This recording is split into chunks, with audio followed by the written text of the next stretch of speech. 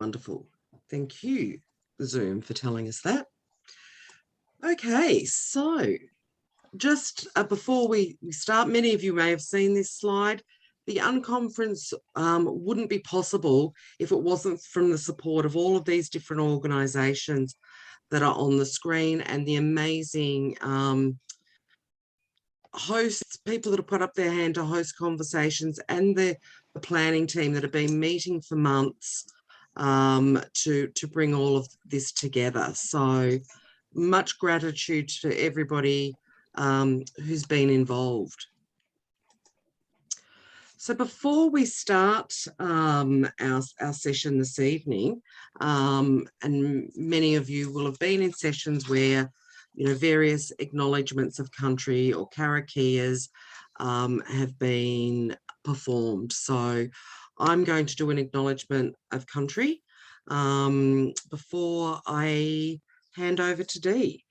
So this evening, I'm coming to you from Tanarung land, part of the Kulin Nation here in Victoria, Australia. And I wish to acknowledge over 65,000 years of custodianship of this land and pay my respects to elders past, present and future. I'd also like to acknowledge the traditional owners of the land on which each of you are dialing in from this evening or this morning or this afternoon, whatever time it might be in your time zone. I honour the spirit and wisdom of Aboriginal and Torres Strait Islander people across Australia and recognise their strength, resilience, capacity and their cultural connection to this land and waterways of Australia. I commit to strengthening community with learning, culture, spirituality, and ensure that together we will connect and grow as one. The Yida Institute that myself, Dee and Fiona come from acknowledge that the lands of Australia were never ceded, and as individuals and an organisation, we commit to ongoing truth-telling, awareness and reconciliation.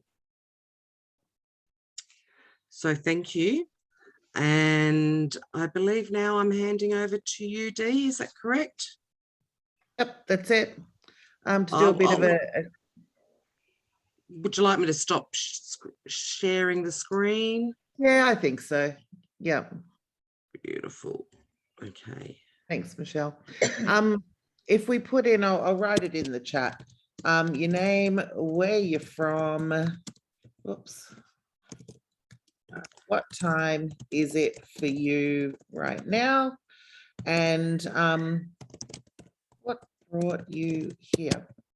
So let's get a little bit of an idea. We don't have time for all of us to kind of speak it, but please put in the chat and we might get a couple of people who are willing to read theirs out or speak it. So yeah, if you could put your name, where you're from, where are you, or what's your time zone, and why here? Why are you here at the Trauma Informed Community Building session? So while a couple of people put that in there, I'm happy to share myself, and then I'll pass to Michelle and Fiona as a way of an introduction to your hosts here as well. And then we'll get a couple of people to speak. So yep, I'm Dee with the Yida Institute, and where I'm from is Australia. And at the moment, I'm on the lands of the Dja Dja Wurrung people in the Kulin Nation, which is 2 hours north of Melbourne in Victoria, Australia. It is 7:10 in the evening for me. So we're kind of looking down the barrel of the last evening of this unconference and going into the early morning. And what brought me here around the trauma-informed community building, it was a question that Michelle posed in a Facebook group, just from something she'd read, and put this random question in there, and it went off with people responding and replying. And I was like, this is great. This is something we need to keep exploring this. And so we have. So yeah, that's me. So I'll hand to Fiona, who can then hand to Michelle. Thanks, Fiona. Thanks, Do you want to Dee. do it the other way around, Fiona, because it's being handed to you? Oh, no, that's all right. Oh, yeah. Go back to Dee. No, you go, Fiona. Sorry. Go, Fiona. Go. Lucky we're not running an Olympic race and passing the baton, because we'd be just standing there having this conversation.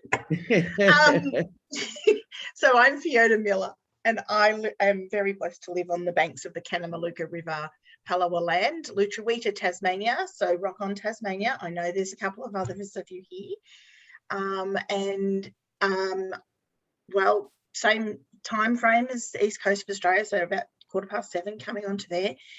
Why I'm here is a lot of the work I have always done revolves around people that may have experienced trauma or have seen trauma, going through trauma, and community building is something that is very, very powerful and passionate in one of my passions.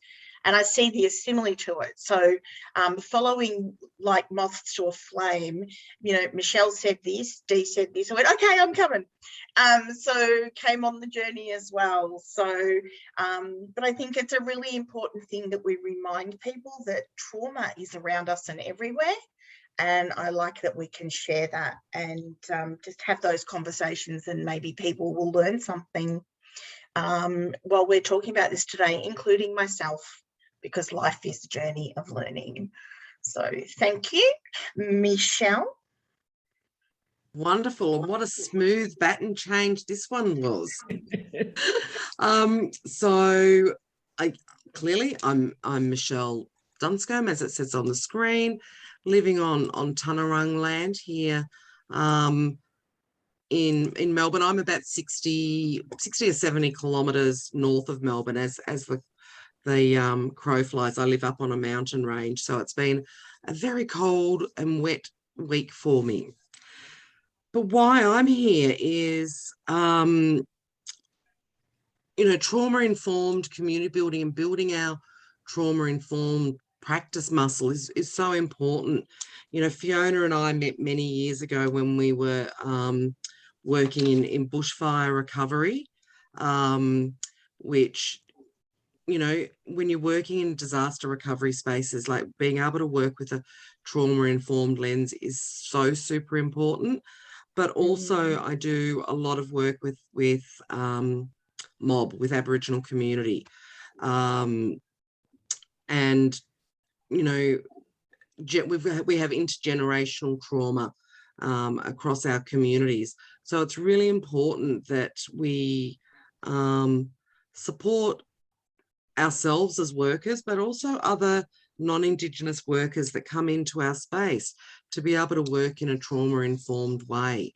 Because as Fiona was saying, you know, trauma impacts everybody, and it's, you know, when we look at Indigenous communities, it's multi-generational, it's intergenerational, you know, so we carry the trauma of our four fathers and mothers. So yeah, so that's why I'm here. I'm going to pass the piece back to Dee.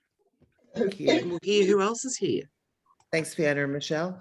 Would a couple of people like to speak what they have written, or even just what brought you here? We'll get a couple of people, get a bit of a sense of who's in the room. And don't be shy. Community builders always pretend they're shy when they're asked to speak. Like, come on. I don't mind coming in, Dee. I'll kick it off and get Thanks, things. Richard. So I'm Richard. I'm calling from Gloucestershire in the UK. I work for an organisation called Knowledge Change Action, and we've provided a lot of trauma-informed training across mainly public service, that sort of thing. But I think increasingly within our organisation, we've been having more conversations about the power of community to help people co-regulate and get through periods of difficulty and challenge in their lives. And I think COVID has probably stimulated something in a fascinating way, that if life was already difficult for you and you were dealing with personal trauma, putting a global pandemic on top of that has created an immense amount of damage.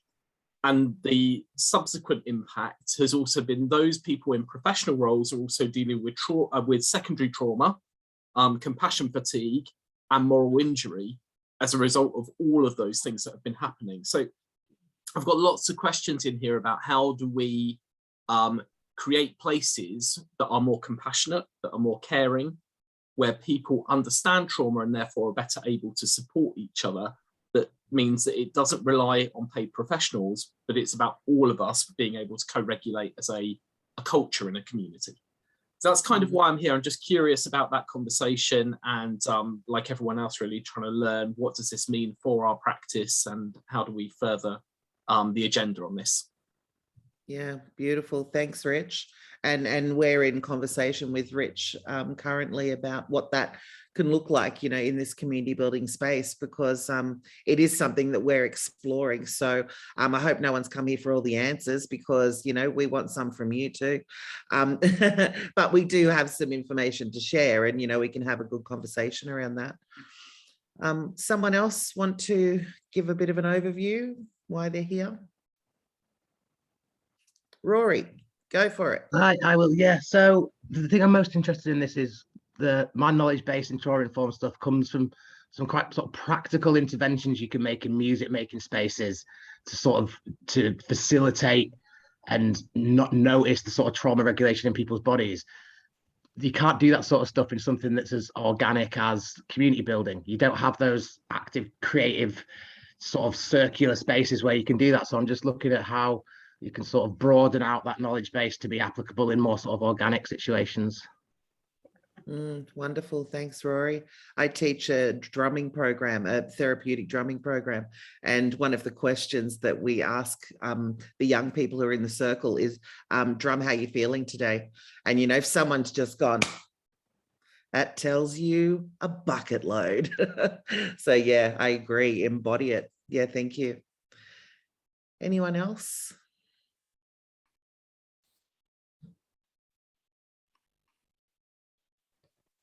Hello, I'm Jo from Leeds.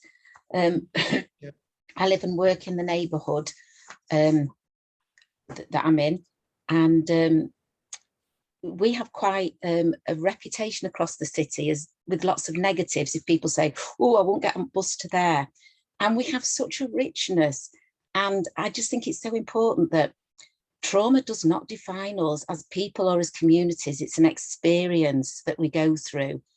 And I'm really here because I know I've worked with you guys before, and it's just about getting hold of that manure and getting the biggest rose bush going and planting it in the middle of it. So that's why I'm here. Hello, everybody.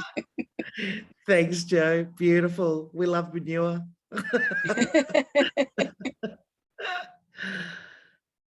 One more. Who else? That's 3 from the UK. Like, UK represent. Come on.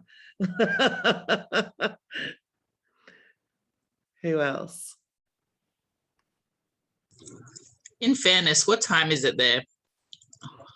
Oh, yeah, they're all morning. waiting for the coffee. Yeah, we're 10 There a.m. we with go. sociable hours now. Okay, enjoy They that. are chirpy. Marilyn, did you have your hand up?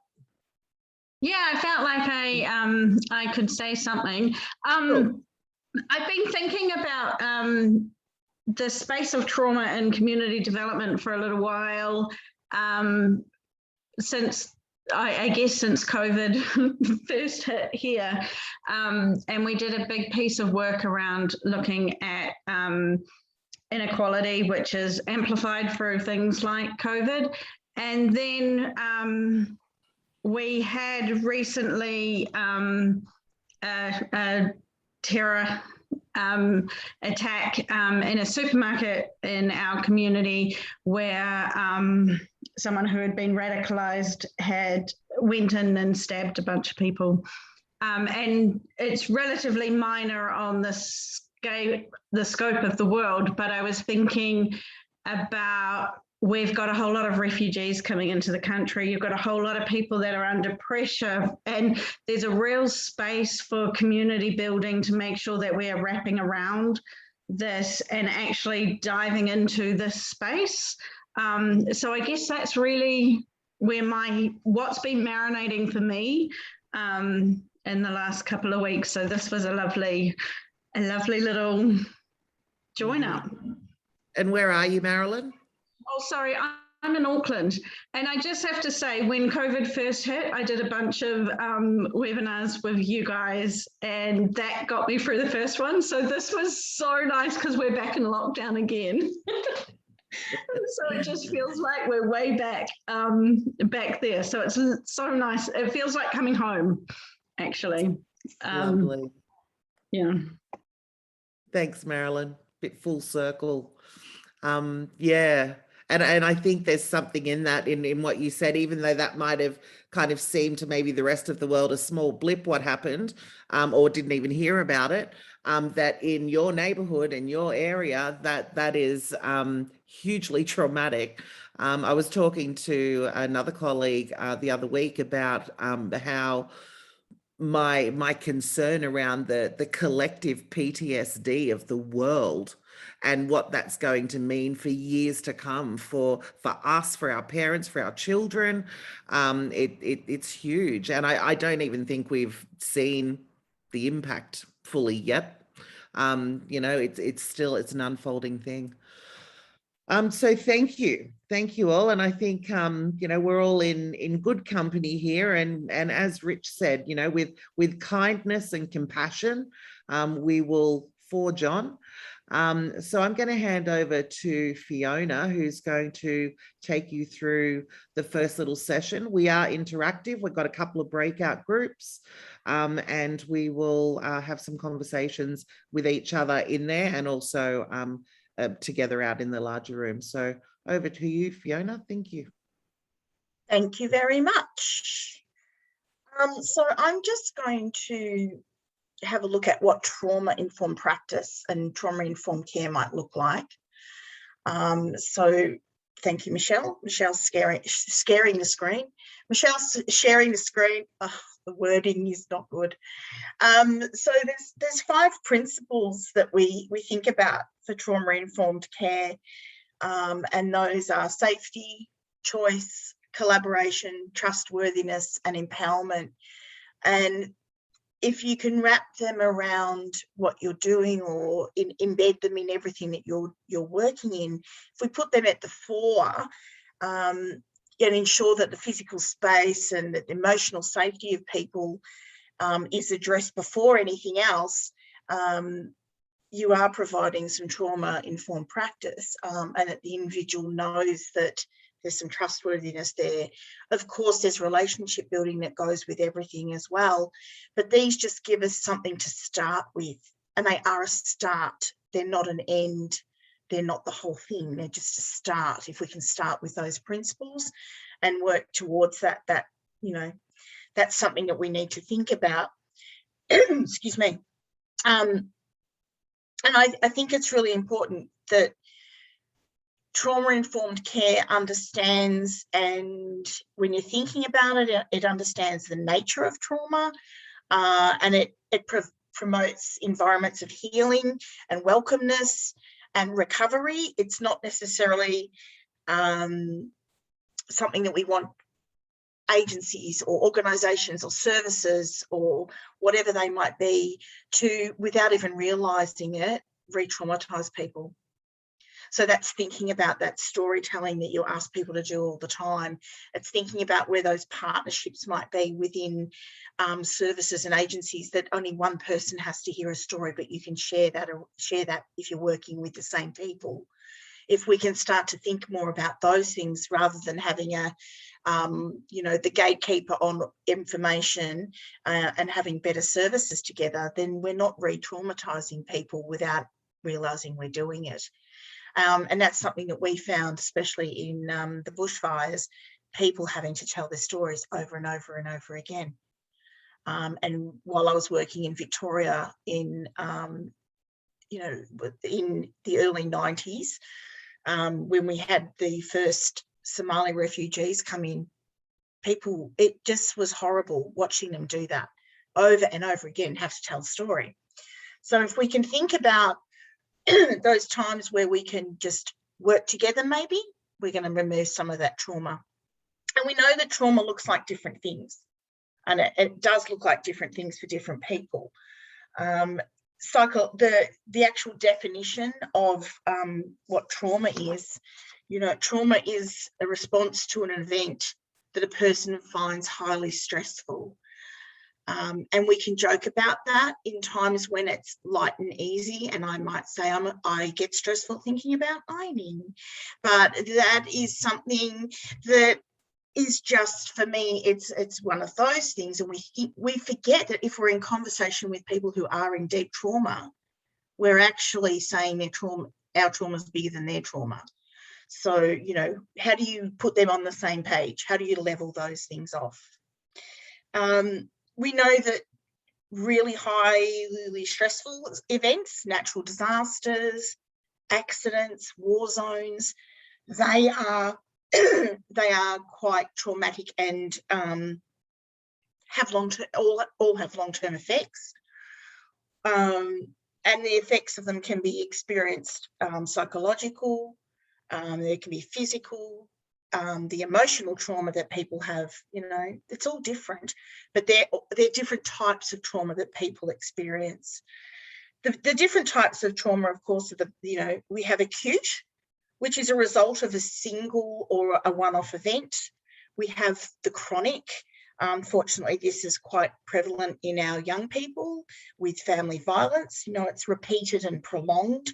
It's exposure to highly stressful events that they might be seeing all the time, family violence, all of those things. Bullying at school, I mean, kids in schools and adults in schools and people with disabilities that get bullied, you know, that's where we're talking about chronic trauma. And then there's the complex trauma, which is where people are exposed to multiple types of traumatic events. And you've got that layering effect. And it's just repeated and repeated. And we know that has an effect on the brain. And we know that the cortisol levels, you know, there's people who their cortisol level is so high all the time that when it's not up there, they don't know how to respond. So we know we have to have some sort of an intervention as well. And not everybody needs medications, but some people do. And there's something that I'm really big on, and it's also that secondary trauma. Rich pointed to it. It's the vicarious trauma that we live. And vicarious trauma, you sometimes at the time don't realize that you're actually doing that or actually experiencing it. And that's when people develop symptoms of trauma, who have been working closely with people that have had trauma, and they're actually carrying the stories, and slowly you're actually taking on that response of other people as well. And when we're doing that, it's often the first responders, it's health workers, all of those types of scenarios for us as community builders, community development workers, social workers, whatever you are, you can be exposed to vicarious trauma all the time. So for me, that vicarious trauma is something that we need to be thinking about, which is where the self-care kicks in, because before we can actually provide spaces of trauma-informed care and embed trauma-informed practice, we have to understand it, how we're going to deal with it as well. And sometimes that comes back to when we talk about the art of hosting things, but those processes that we know that I use especially is fourfold, and how I host myself and the meditation and those walking and things like that. We can, and Rory, you said about that, you in a smaller space and in an environment, you can look for triggers and see if people are showing signs. We don't always see that. Some people, it's a headache, it's the funny tummy, it's the palpitations. People might sweat. They get the edgy and jumpy is something I noticed a lot in children and people who can't sit still. You know, that's something you can notice. But if you are in a crowd of 100 people, how do you know there's that one person who's currently experiencing some trauma? So how do we make that space safe? And that's when we come back to those principles. As we just think about the safety, we offer choices for people. That's having spaces and places for choice for people to be in. We work collaboratively, whether that's with our service providers or partners, or whether it's community and understanding that, and it's building the trustworthiness, and that's the relationships as well. And it's also giving people who may be experiencing trauma the if they're empowered to be able to move themselves around those spaces, we're much better off by having trauma-informed practices and care in our community building. And I think it's really important that we don't, sometimes even language with people, we don't keep using things, we don't label people, oh, that's the people with trauma, that's the people down there, they're the people who did this. We need to take that language away from it, and we need to make sure that we're removing those things. And we don't know what people are experiencing right now here. As far as you guys know, I said it today earlier, I had a boot-filled sweat experience one time where I was sweating so much my feet were wet, and none of you might not be aware of that right now. So how do we do that even in these spaces online? How do we provide that space? And I think that's about the trustworthiness and the honest conversations and the transparency that we're talking about. Because we don't, we can see people withdrawal. We don't know if people are feeling guilty. Depression, of course, we know there's some triggers with that we go through. People might be feeling you go through the stages, there's denial, anger, fear.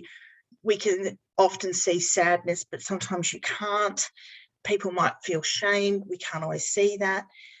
Unless people express things like hopelessness and that guilt, how do we know? So we have to be more aware. We have to explore more opportunities, and we have to give ourselves the time to acknowledge what we know and how we use our tools to help people in that space and build those nice spaces.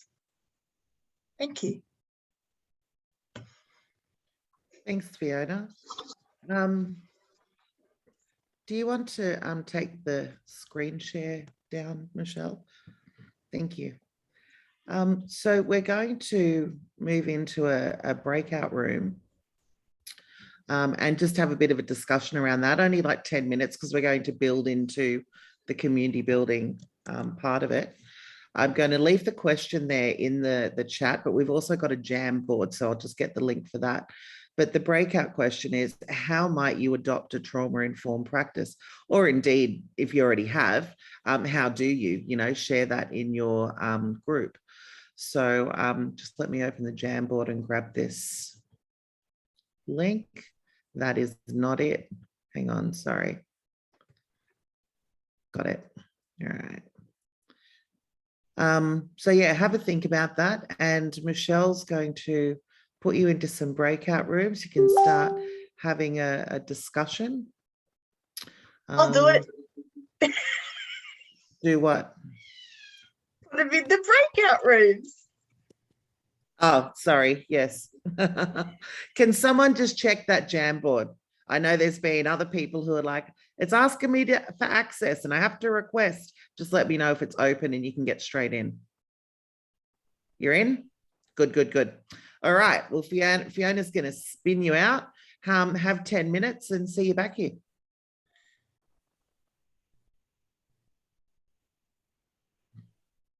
I'm so used to Michelle doing it. And you put me in a breakout room, Fiona? Okay. Thank you. So yeah, how did you go? And sorry about the couple of people with the breakout rooms got mucked up and left on their own and they jumped back and yeah, anyway, I hope you all had a good conversation. So let's hear from a couple of people for about 5 minutes. What did you talk about? What did you put up on the board?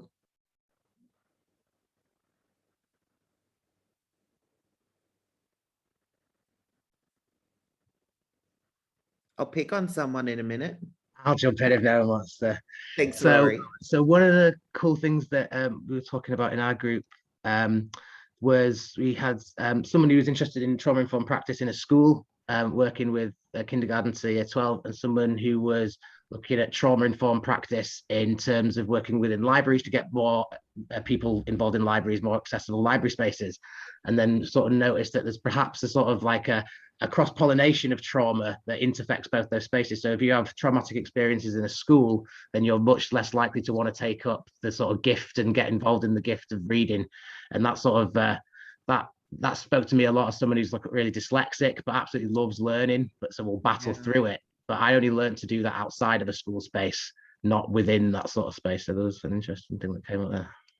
Yeah, nice one. And I think that's part of, can be part of a community builder's role. I remember working with a community that the parents were very vocal about the fact that we put the kids on the school bus in the morning and they go for the day. I'm not going to that school because I had such a bad experience at school myself. I'm not stepping foot in school grounds. And so we did a whole lot of different projects and work and stuff to where I'd go and pick up a group of parents and take them to the school. And we did after school homework clubs and stuff, but kind of got them used to, you know, being there. And the principal came to their community and kicked the footy around with the kids. And but that took a long time. So yeah, there's a lot of overlapping trauma there. Someone else in another room?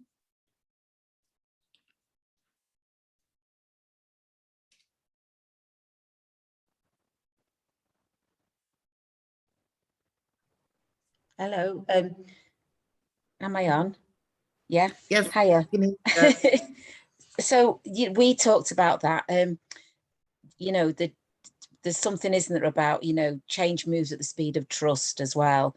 But also sometimes people aren't wanting to share their stories in a public space. It just is about that coming together that is somewhere safe. And we just talked about how just being with people and having a drink or food that you recognize, you know, something that's safe, easy, you know what you're getting was something that we kept saying, whether it was food or the nature of the space, that you won't be asked questions. You know, the very, very first steps are, you know, welcome, sit down, and beyond that, nothing more is asked of you except, you know, that you absorb goodness, and when you're ready, you know, and if you're not ready, see you again tomorrow, another cheese toasty. That was strong in our group. You were with Stacey, weren't you? Yeah, I was also saying though that after the Beast and Bombers, we invited people around for tea in somebody's house, and we used to try and get 8 different people around a table. Tea's what we call our evening meal here. And we just looked at having food that wasn't going to upset any of the different cultures or religions and stuff. And so it were my job really. And all I could come up with every night were jacket potatoes and salad and soup, because trying to just make it so anybody could come through that door and everything on the table said to them, hello, love, get stuck in.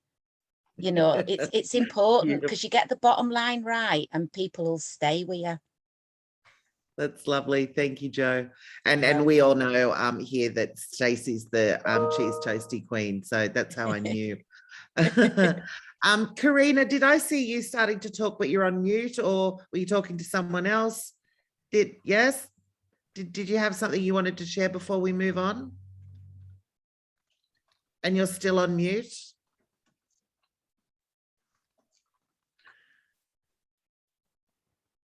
You stuck on Katrina mute? or Karina? Karina. Which one? Is there a Karina? Oh, Yeah, that's there's all a right. I'm off. Karina. Just thought I'd check. See ya. That's okay. Maybe she can't unmute.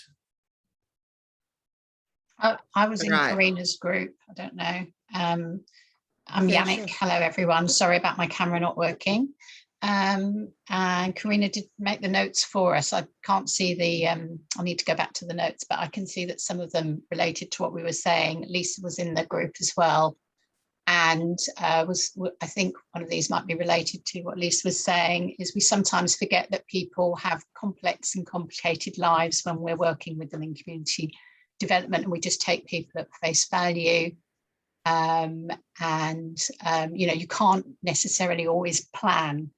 I was talking about that I'm looking to work with peer mentors, train volunteer peer mentors with lived experience of homelessness and substance misuse, to be working with our homeless community in England, in Cambridgeshire, where I live.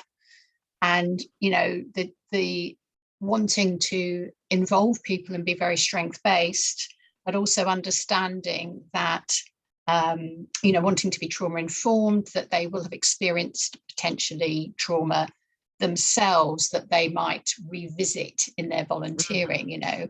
And so one of the things I'm hoping to do, you know, we're very fortunate with our funding that we have access to a psychologist that will be doing group supervision, reflective practice and things, but also that I want to ideally share trauma-informed care training with them as well, so they can have that understanding in their approach with others. Now, the trickiness of doing that is obviously that we can be fairly sure that a lot of them will have experienced trauma. As Lisa correctly said, the fact is that quite possibly quite a lot of us have experienced some trauma, but the multiple trauma, the complex trauma, or, you know, that it would be quite high, usually statistically in a homeless community, and also then the substance misuse factor as well. So it's how we deliver that training, and I'm looking at how to do that in a very sensitive way. And I think it's just about being very open from the beginning with people about, you know, everyone's vulnerabilities, and being vulnerable myself. That doesn't mean oversharing, but being vulnerable myself and making it as much as possible an equal playing field. That's why I like simple ideas, like someone just mentioned, like familiar food. I'm really anti any jargon, complicated forms, you know, simple to read slides and fonts and things like that. Lots of visual participative work. Yeah. So making people feel really at ease and being able to interact. And also, I want to build the team. I want to build a little bit of a community for them, because then, as someone was saying about telling the stories, I feel they are going to need to tell their story, even if it was a year ago, 5 years or 10 years ago. So acknowledging that and having a space for that for them. Thank you, Yannick. Now I just want to note that Karina's off mute. Ken's got his hand up. Marilyn just put hers up, and we're going to have a 5-minute break in 2 minutes. So if the three of you can take like 30 seconds each, we'll have a 5-minute bio break. Karina. Oh, I was going to talk about, from an Indigenous perspective, how we bring our own understandings, our own principles, because the trauma we deal with is one of colonialism and our language and our culture being taken from us, and so it actually puts us in a deficit model. And although when we go back to our Indigenous practices, that's where we find our strength, and often it's about when you're dealing with people of multicultural diversity, it is about leveling the room. So not going in there with preconceived ideas in your language, as everybody said, but also understanding the different cultures that you're working with, because they also have sets of principles that they assign themselves to. And Joanne Harlan, thank you for mentioning whakawhanaungatanga, because those are one of the principles about relationship, trust, and contributing. Sorry, I went over 30D. No, thank you, Karina. I think it's a really important point. Really important. Ken, you've got 30 seconds. Try D. I want to just hats off to the organization, because you're certainly practicing what you preach. In adopting a trauma-informed practice, I was in the group with Karen and Steph, and as Joe mentioned earlier, a safe environment. For many years, I haven't spoken about a trauma that Karen asked me about, asked if I had experienced one, and I actually spoke about it.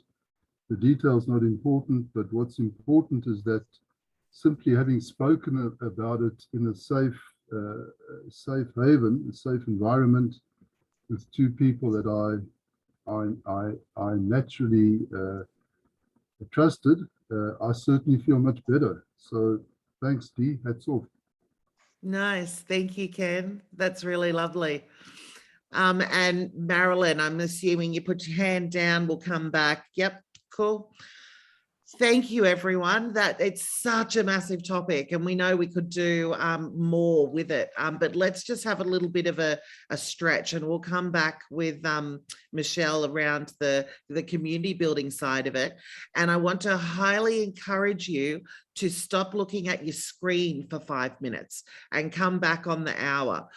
So yeah, take 5. Share the screen. So now we're going to move on and look at trauma-informed community building. And I started on a bit of a journey a few months back, as a result of some conversations that I'd had with, with Fiona, and the conversations I have with community around, what could trauma-informed community building look like, and what are some of the things that we can share with community builders, community development workers, really, in fact, anybody that is working in a space of, with trauma-informed communities. So I actually came across some work that was done by The Bridge in San Francisco, and they were working with, people in public housing and homelessness and multiple layers of trauma. And I just found what they were saying really resonated with me. So through the work that they were doing, they came up with some principles that, create a process that supports community development or community building initiatives. And it was interesting because some of this already resonated with some of the work that Fiona and I have been doing, and particularly the first principle there of do no harm. And we actually, Dee, later on in the session, will share our do no harm checklist, because it's something that's always at the front of our mind when we're working with communities, is to make sure that you understand that the people you're working with and communities that you're working with can be running at a high level of trauma, particularly if you're working in disaster recovery or, like Karina was saying earlier, if you're working with, Indigenous communities that have got, generations of colonization that has stolen language and taken children away and things like that. There's if you're coming in as a service provider to over-serviced communities, that can re-traumatize. And particularly if we're asking people to tell their own stories over and over again, and we don't create those safe spaces and build relationships before you start, digging in, rather than starting with, here, fill out this form and tell us what you need. It's actually starting to create those safe spaces where we have conversations and build relationships. And the form, if there is a form to be filled out, and I would advise if you can avoid having forms to fill out, that's all the better. But don't bring the form out as the first conversation. That's, it might be your second time you come together. Build a relationship first so that you can really start to live that do no harm principle.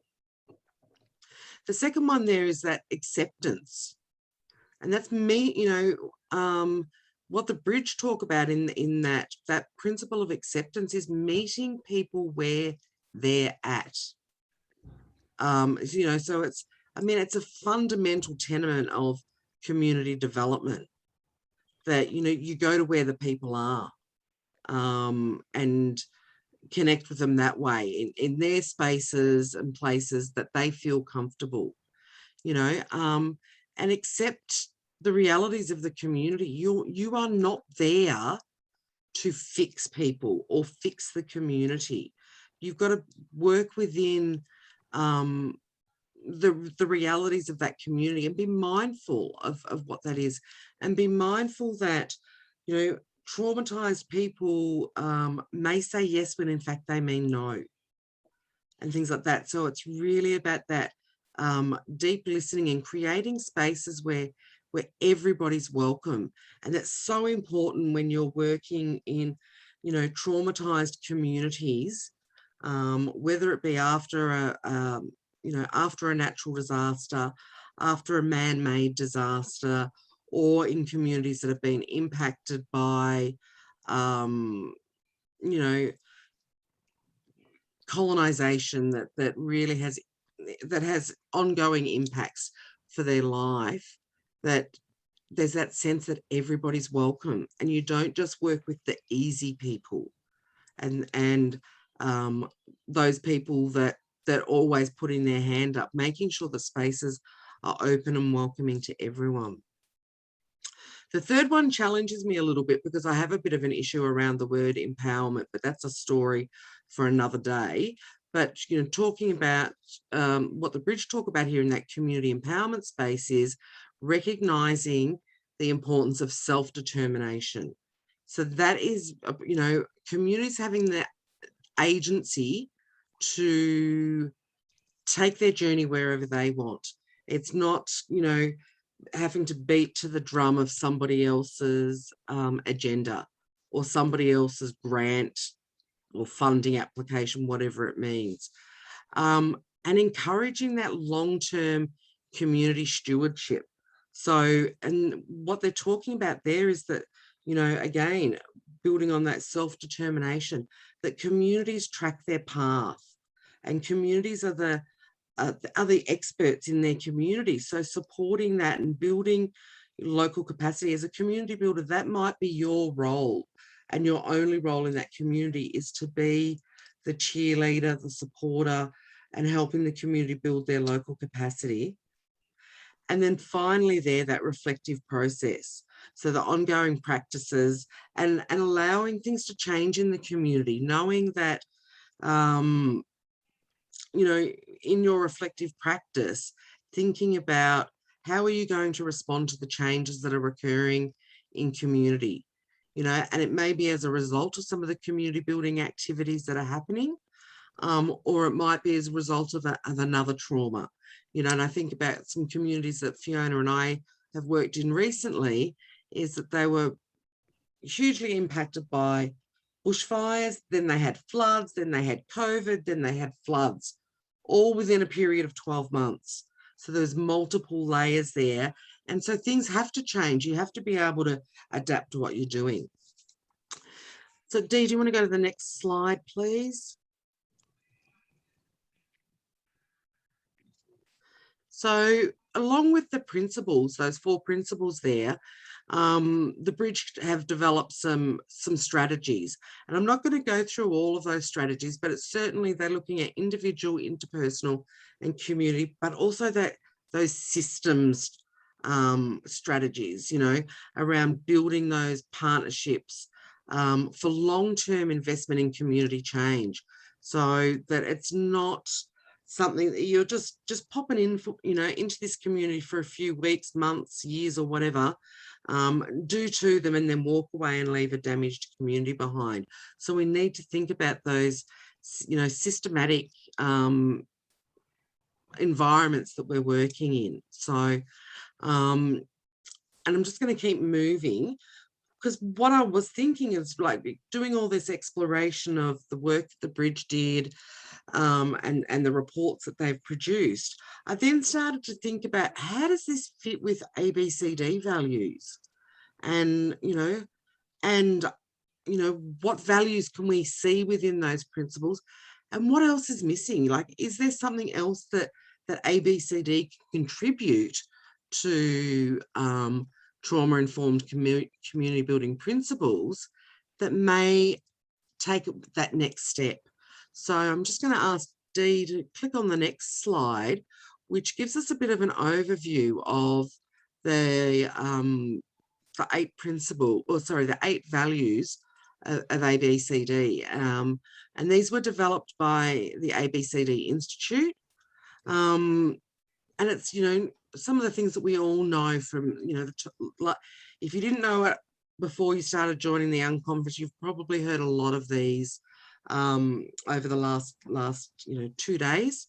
But, you know, that's starting with the gifts, you know, and I wonder, what does that look like in trauma-informed spaces, you know, and in trauma-informed community building, because it's quite often not the space we start with those communities, you know, because for a whole lot of reasons, there are judgments made that, you know, people with trauma don't have anything to offer, and that we're there, you know, as the rescue or the savior and things like that. But I still think there's a space for that. Building relationships for mutual support, you know, it's so important, and building those relationships within communities that can sometimes become a little bit severed during time, you know, or fractured, sorry, during times of, you know, community disaster or, you know, community trauma, whatever that might look like. Valuing the small, super important. And I see from a trauma and informed perspective is that, you know, that's what we should be doing every day, is valuing the small. It's those small steps and celebrating those with community.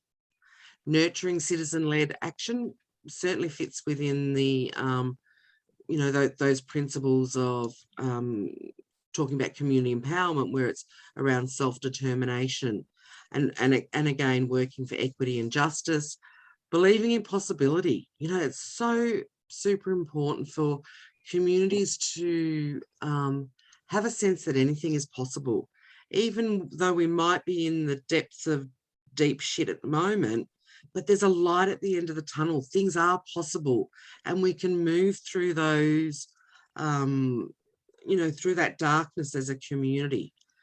Leading by stepping back, again, it fits within that, you know, within, in my opinion, within those principles. And of course, we spoke about including everybody. So whilst we've, you know, been exploring this over the last few months and having conversations, and like Rich said when he was with us before he had to leave, we've been having conversations with him as well, so that we build up our you know, that trauma-informed community building muscle that we can then share with others, you know, and it's built on not only, you know, the reading or the theoretical side of things, but on our lived experience of experiencing trauma, working with trauma impacted communities. So what we wanted to do tonight is open up the conversation, and we're going to send you out into breakout rooms to have a 15-minute conversation with the group that you arrive in the room with.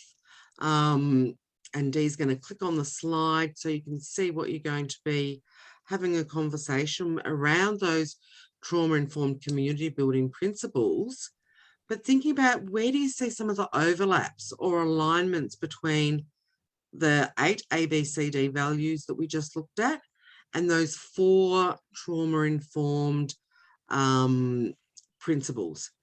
And please don't stress if you're sitting there going, I'm going to be going to a breakout room and I can't remember the 4 and the 8. So we'll pop them in the chat so that when you go to your breakout room, you'll be able to see them. So, oh, and we've opened the breakout rooms already. So you're going to be flung out. I'll send them to you in the breakout rooms. See you back here in 15.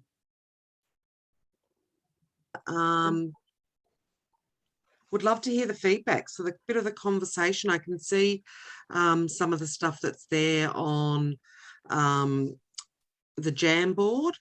And I love somebody's put hope in big letters. And I love the acronym of hope that we use that came to us from St. Luke's here in Australia. but that helping other possibilities emerge is, you know, it's the way I love to think of hope, in that really active space. So, but yes, please. And I'm maybe not going to be quite as gentle as Dee, because I am going to go around to each of the rooms. So Karina, Jess, Joe and Karen, would one of you like to share the conversation that you guys were having? Oh, Karina, unmute yourself, girlfriend.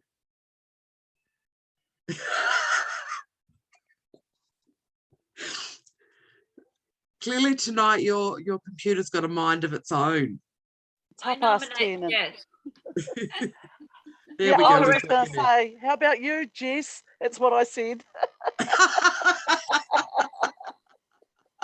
Sure, I can do a brief overview. I think we kind of bounced around all of the different principles, and there's obviously so much overlap between these two value sets. So we talked a little bit about time and how both value sets need time to let the process unfold and to give time for trust to build. Trust was also kind of central to the theme that we discussed, and you know, those synergies between building relationships for mutual support, that's very connected to the trust component under some of those trauma-informed principles. And there's no trust without building those relationships.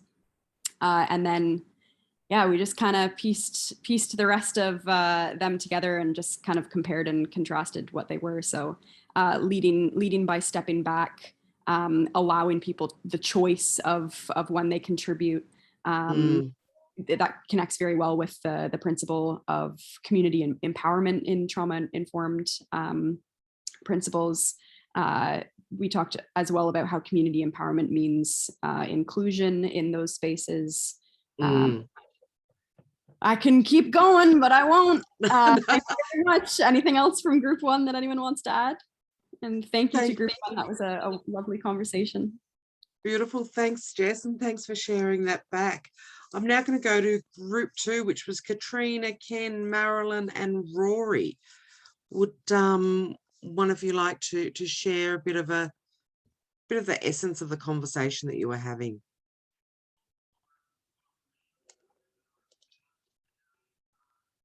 I missed half the conversation, so I'm not the best person for this one.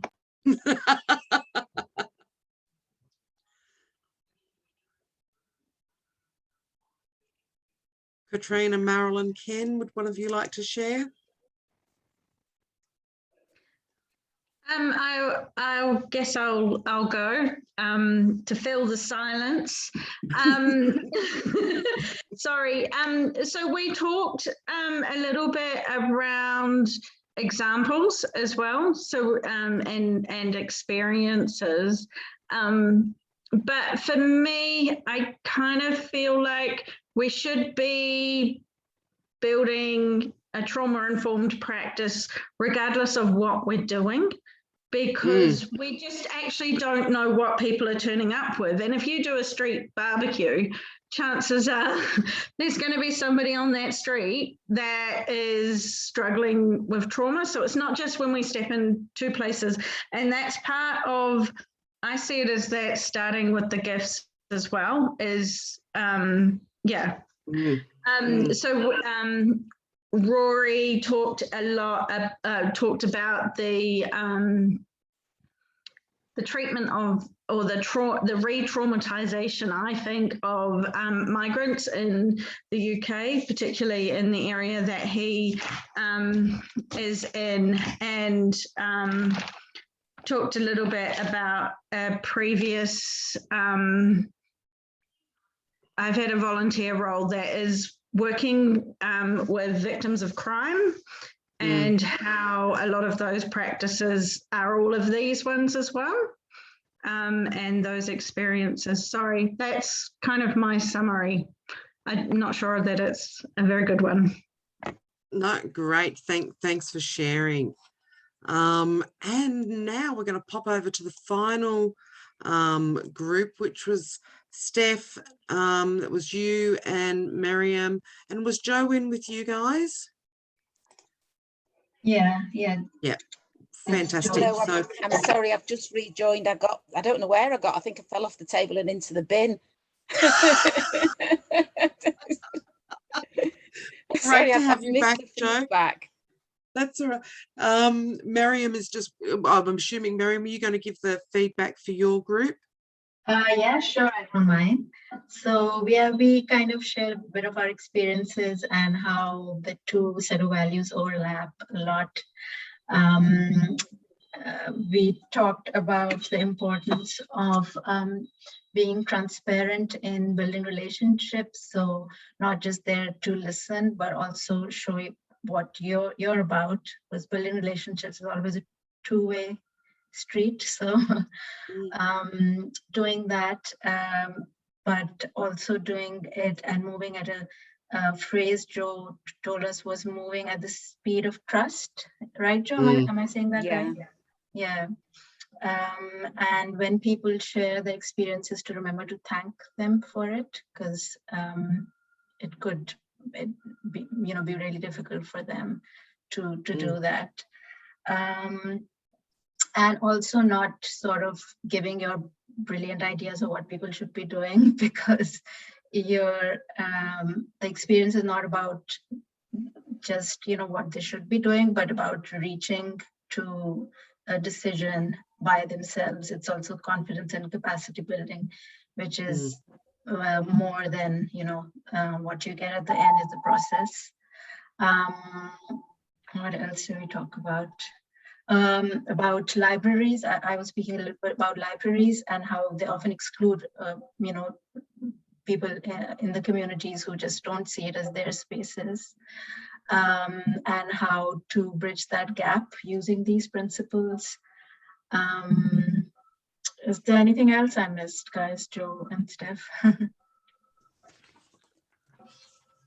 I think we were just talking about the way they threaded through and wove together. And if you're ever at a point where you feel something isn't quite sort of generating authentic movement, check back your principles, always check back. And usually it's because you're missing something or you're not offering something, Yeah, thanks, Joe. And I think it's really important that, trauma-informed community building isn't just the toolbox you take if you're going to a community that you already know has some form of trauma. I think, great point there in that feedback is that, all communities have got people that have been impacted by trauma. So if we use this as a natural way of working, then it doesn't matter where we're working. If we're building creating those safe spaces and using those trauma-informed community building principles. My question is, are those 4 principles enough? Like, is there something else that ABCD can offer to those 4 principles? And I can see from some of the feedback that there are some things, certainly trust, and, so we're going to play around with this a little bit more and dig into, because I see there's potentially a couple that are missing. And for me, what's really important is that, culturally safe spaces and culturally appropriate,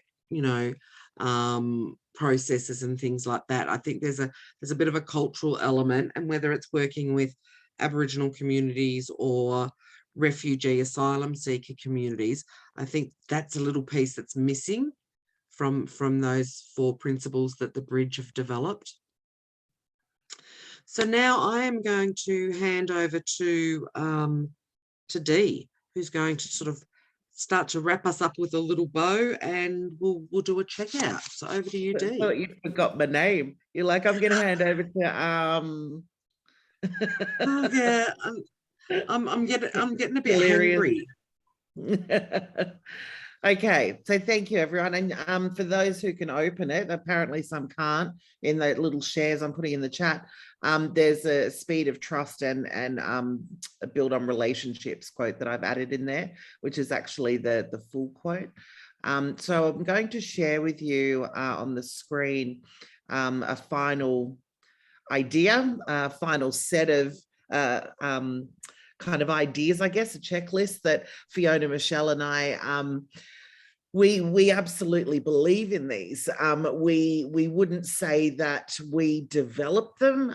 It's on the shoulders of giants we stand, but they are ones that we certainly believe in and really kind of live by.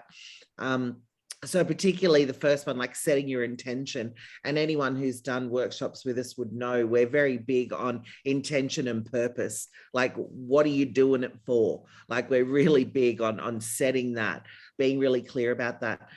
Don't work alone. We don't work alone. Very, very rarely would Fiona, Michelle, or I work alone. It would have to be extenuating circumstances, and we would still grab a local champion, a person, someone to say, come and do this with us. So yeah, don't work alone. Don't hold all that on your own. Use clear language. We know that our sector's full of jargon. There's a whole bunch of stuff, like even mobilizing assets. Like, you know, what about let's get some action happening here? Oh, okay, maybe not that, depends on the music. But yeah, just using really clear language about what it is that you're saying. The go slow to go fast. You know, sometimes it's about time. You know, sometimes it's going to take much longer when you're setting your intention, developing your purpose, building that trust. You're going to take a lot of time, but it's so worth it, because once that tipping point happens, or that the penny drops, however you want to put it, but when people have ownership and feel on board, or they've got buy-in, whatever you want to name it, it goes quick. It can really happen quite quickly, and then you can start moving.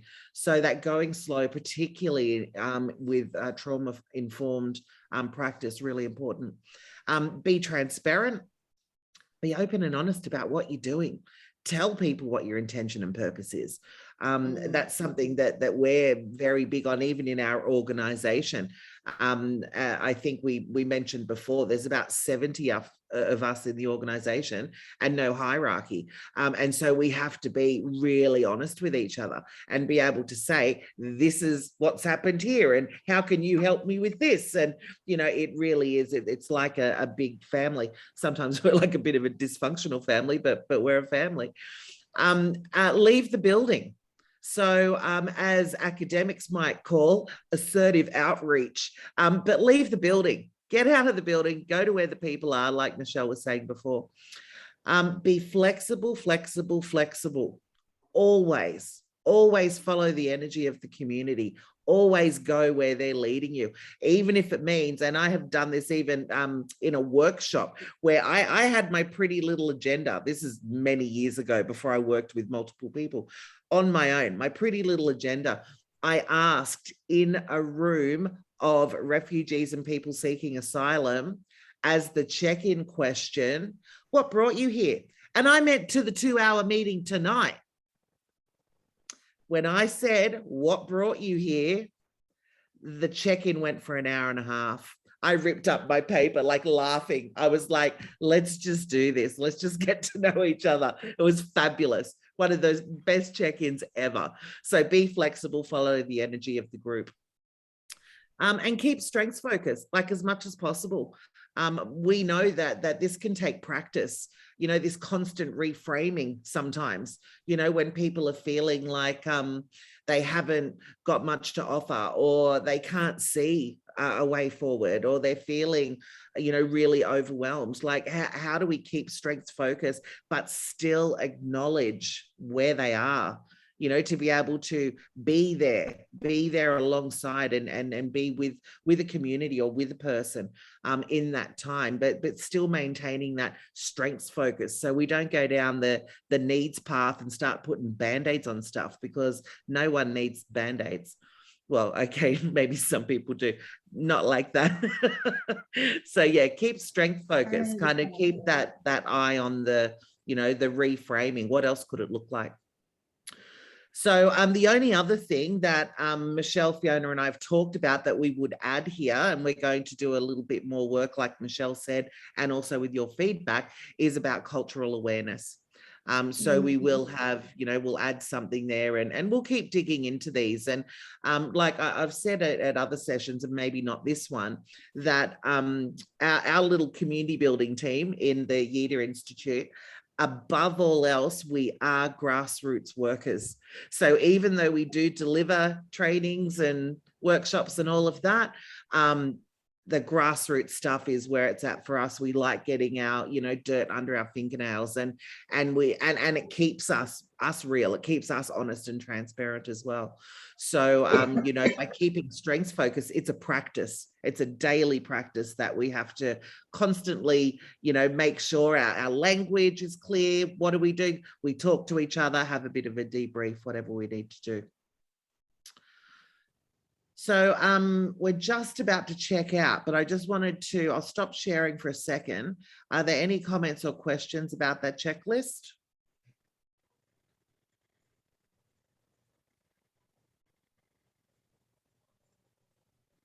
Did everyone freeze? I appreciated the flexible. Like, that's definitely resonates. Yeah, cool, Rory. And just on that, Rory, it's interesting because we'll have a lot of organisations say to us, oh, but our funders won't let us be. And we say, have you actually even had that conversation with your funder? Because funders are focused on outcomes, or some of them are outputs, and they want to look good. So they want to get the best out of the projects that they're funding. So go back and tell them.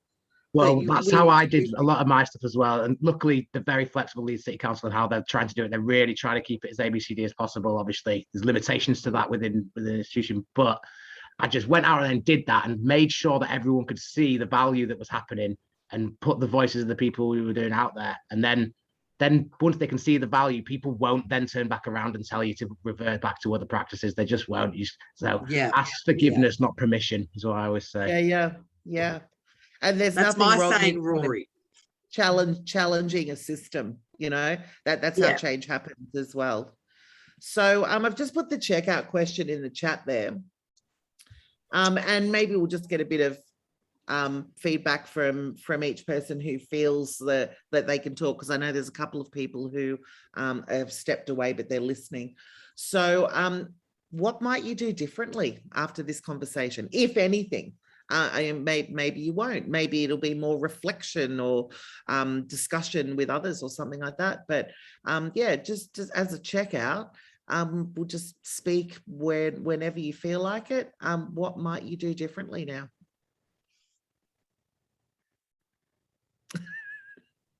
Fiona just discovered her computer mouse is on gaming mode, so anytime she slightly clicks it, it clicks everywhere. Excellent. I think I'm going to revisit some of these with my colleague, because we were saying the other day about we get very busy doing the do, and I just think it is worth checking back, because I know sometimes we've spoken about, is anything changing for Beast, and is that, you get your little moments, don't you? And I think when I look back at these principles, I think, do you know what? Every day we go out, we do go out with the right intention, and we do have all that inside us. So it's kind of almost having the power of you guys behind us just saying, yep, you're doing right. It might look like a strange kind of job to everybody else, but it's good stuff. Crack on. Yeah. So thank you for that. Thanks, Joe. Crack on. If it's in your gut, if it's in your gut, you need to do it, Joe. Thank you. Thank you, Fiona. Yeah. Someone else? What might you do differently now? Katrina, look, I can say thank you. I've learned heaps and reiterated a lot too, to make me think, I'm on the right path with what I want to do. But I can already see me changing my program of what I want to deliver. But the other thing is just some questions around don't do it alone. So if I'm setting up a business and it's me, some tips on how to not do it alone. we can certainly, I'd love to have a chat with you about that, Katrina, another time. We can talk about that. But like I said, if you find you're in a space where you are alone, who's the person who invited you into it? Maybe they can come and be your co-host or co-person. Having those kind of deeper conversations with those around you who are also fully committed to it, and you can kind of have them at your side as well. And Katrina, I'll send you a message. Yep. I'll send you a message. Wonderful. Thank you. Thanks, Katrina. Anyone else for checkout? How you feeling, Lisa? You feeling a bit better? I do. Can you see that my face starts looking like myself again? You look better. For context, I have a really bad cold, so yesterday I was like this. Yeah, thank you. You're welcome. Anyone else like to check out something you might do differently? Yeah, I'll pick up the piece. It's more of a reflection than something that I would do differently, although I guess it is something I would do differently. I oftentimes, when I am doing things, check in personally with an ABCD lens and go like, was that really ABCD what I just did? Could I have framed that in a way that was more ABCD? And I think what this session has given me is the opportunity to now also check in and say, was that trauma informed? Could I be doing better? I think in all of these frameworks and tools and principles and value sets, the best thing that they offer us as individuals in our work is the choice to do them and to use them. And I think, Dee, like you said yesterday, it's like that big Nike check mark, just do it. So on that principle, the trauma-informed principle of reflective practice, I think what this session has given me is a deeper understanding of what that reflective practice means for me in actually checking in on whether or not I'm putting these principles into practice. So thank you. Fantastic. For leading this. Thanks, Jeff. Ken. My take home is a much more defined, integrated design process between the ABCD and the trauma-informed principles, and I really appreciate the input. Thank you. Great, thanks, Ken. And Lisa, you got your hand up there? Yes, for once I'm actually speaking. Ooh, I had to cut my camera. My internet is really bad today. I don't know why. Okay. I think like what I wanted to say is I'm one of the people, as like some of you know, I'm one of the people who are supervising a team that is on the ground. So I am not on the ground myself, but I design and I evaluate and I reflect and all these things. And I think like just a thought in terms of like the supervisory aspect of the ABCD team is just this idea of checking in with your team. I do that all the time. That like, for example, like we have to build like rollout plans for how we're engaging. At the moment, for example, we're in a specific area. We have 10 groups that we are working with and that we are going through different sessions. We have like the way we are doing, like we use the typical tools, but like in our own little process and all these things. And we space them out in a certain way and we have our rollout plan. But yesterday, for like we work in Western Kenya, and yesterday a boat capsized and some of the neighbors of the people with whom we are working died and drowned. So yesterday they just called me up in the evening. They told me, Lisa, like we don't know yet how next week will go, but we'll have to figure this out. And I said, yes, of course. So just like the appreciation for understanding dynamics that are there, but checking in with the people who know. Because I wouldn't know. And it makes no sense for me now to say, but the accountant is expecting the returns for the activity by next week, which to some extent is my job, right? But like we're not achieving anything in terms of the values we have. So it doesn't make sense to push a timeline that is not sensible for the people we are working with. And so again, like also as this person, like who's the gapper, if you will, like working between the institution and the team on the ground, it's my job to ensure that they have the space and that they have the voice towards me to say how they think it needs to be done so that it's done properly. Because if it's not done properly, we don't need to do it at all. So yeah, I think that's what I'm thinking about. I think we're doing that already, but like listening to your session, perhaps gave me more terms and gave me more concepts to reflect that. And I appreciate that deeply, as always. Thank you. Thanks, Lisa. Yeah, you have to go and look at iCraft, like just some incredible work there. Look, we're 1 minute over. Robin's probably in the orange room wondering where people are, for those who are going. So let's wrap up, and thank you so much for everyone who rocked up here. And yeah, continue on and watch this space, because we're going to do more workshops around this in the future, and we're linking up with Rich in the UK and others in Sydney, and yeah, so we'll keep an eye on our website and yeah, get involved. We'd love to have you. Thanks, everyone. Bye. Thanks. And Joe, did you just want to say something quickly as people are leaving? Oh, Yeah, sorry. I just wanted to. I've been unmuted for a while. I just wanted to say that I've never considered trauma-informed practice. My community is not obviously got trauma, like it's an affluent urban community, but this was a fascinating session, and like Jess said, just another huge set of tools to add into my kit here and something to think on and reflect on and practice. So thanks for your amazing teaching, Joe. And my group that I was in as well, for being such wonderful teachers also. Excellent. I'm going to bed now. Thank you. And for Thank those that aren't going to bed, jump over to the orange room now and join Robin and the amazing group of global women who are sharing great stories. Thanks all. Bye. I'll touch base with you, Corinna. We'll talk. We'll continue. Thank you. Bye.